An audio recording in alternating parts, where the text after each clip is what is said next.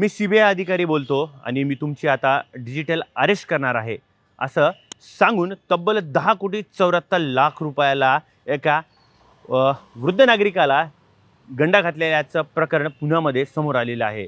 नेमकं काय प्रकरण आहे जाणून घेऊया या व्हिडिओच्या माध्यमातून। पुण्यामधील एका ज्येष्ठ नागरिकाला म्हणजे तो 82 वर्षाचे हे नागरिक आहेत आणि त्यांना तब्बल 10,74,65,000 रुपयाचा गंडा घातल्याची धक्कादायक बाब समोर आलेली आहे।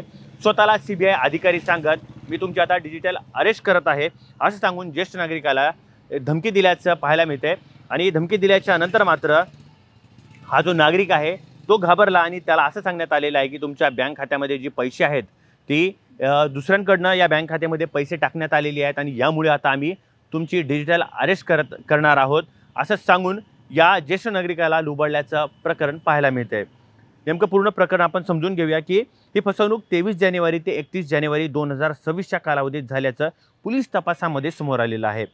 हे जे सायबर चोरट्यांनी या 82 वर्षीय नागरिकाच्या आधार कार्डाचा गैरवापर करून एकंदरीत तुमचा कॅनरा बँकेमध्ये बनावट अकाउंट उघडलेला आहे आणि त्यानंतर त्या संबंधित प्रकरणाचे तुमच्या खात्यामध्ये काही पैसे देखील आलेले आहेत आणि या पैशामुळे आता तुमच्यावरती 24 जणांनी तक्रारी देखील दाखल केलेल्या आहेत आणि तुम्हाला अटक होऊ शकते याची भीती मनात धरून एवढ्यावरच न थांबता ही फक्त तुम्हालाच नाही तर तुमच्या कुटुंबाला देखील या ठिकाणी आम्ही अटक करणार आहोत असं सांगण्यात आलेलं आहे। आणि वयाच्या 82व्या वर्षी सीबीआयचा अधिकारी समोरून बोलत आहे आणि त्यानंतर कुठलाही नागरिक असो ज्यावेळेस एखादा सीबीआय किंवा मोठा ऑफिसर ज्याने फोन केला तर कुठलाही अधिकारी असेल तो देखील आता फेक आहे का तो ओरिजिनल अधिकारी आहे हे मात्र त्यांनी या ठिकाणी ओळखलं नव्हतं, मात्र त्यामुळे त्यांची ही फसवणूक झाल्याचं समोर आलेलं आहे।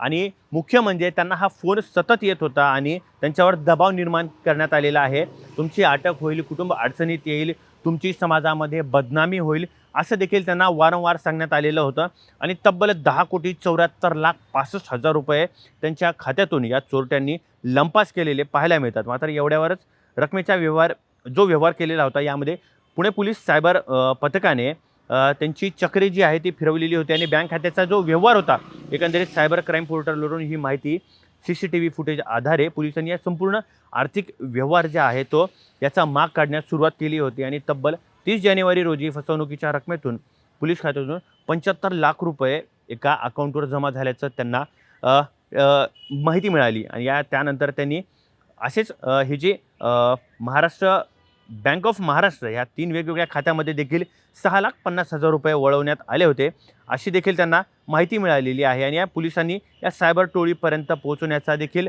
आता मार्ग मिळवल्याचं पाहायला मिळते। या प्रकरणामध्ये पोलिसांनी यापूर्वी हर्षद धंतोले, समर्थ देशमुख आणि अमर अतरंगी या 3 आरोपींना देखील अटक केली होती। मात्र तपासात पुढे जात असताना या टोळीचा मुख्य साथीदार म्हणून रोहन रामेश्वर जाधव याचं नाव देखील समोर आलेलं होतं आणि त्याच्या विरोधात न्यायालयामध्ये अजामीन पात्र म्हणजे वॉरंट देखील जारी करण्यात आलेलं होतं। फरार हा जो आरोपी आहे याचा शोध घेत पुणे पोलिसांनी बँक खात्याच्या व्यवहार असतील किंवा आर्थिक देवाणघेवाण असेल आणि इतर आरोपी संबंधित जे संबंध आहेत हे तांत्रिक तपास आणि उपलब्ध याच्या पुराव्याच्या आधारे या सायबर गुन्हा जो घडलेला होता यामध्ये जो रोहन जाधव याला देखील अटक करण्यात आलेली आहे। हा रोहन हा मूळचा छत्रपती संभाजीनगरचा आहे आणि तो सध्या पुण्यामध्ये देखील राहत असल्याची माहिती ही पोलिसांना मिळालेली होती आणि तो साधारणतः 2022 पासून पुण्यामधील पिंपळे निलक या परिसरात राहत असल्याची माहिती देखील पोलिसांना मिळालेली आहे आणि मुख्य म्हणजे हा रील स्टार म्हणून देखील चर्चेला जात होता असं देखील पोलिसांच्या प्राथमिक तपासामध्ये समोर आलेलं आहे। आता या प्रकरणाचा तपास करताना पोलिसांची आता वेगवेगळे धक्कादायक देखील यामध्ये माहिती देखील आता समोर येत आहे।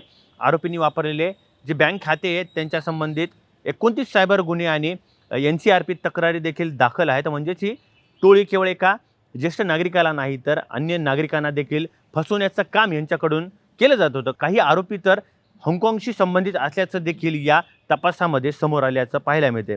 मुख्य बाब म्हणजे 5,436 या बँक खात्यातून वेगवेगळ्या ठिकाणी फिरवलेली आहेत। पोलिसांनी आतापर्यंत 1,34,00,000 रुपये जे आहेत ते फ्रीज केल्याचं आपल्याला पाहायला मिळते आणि तपासामध्ये देखील हे पुढे आलेलं आहे।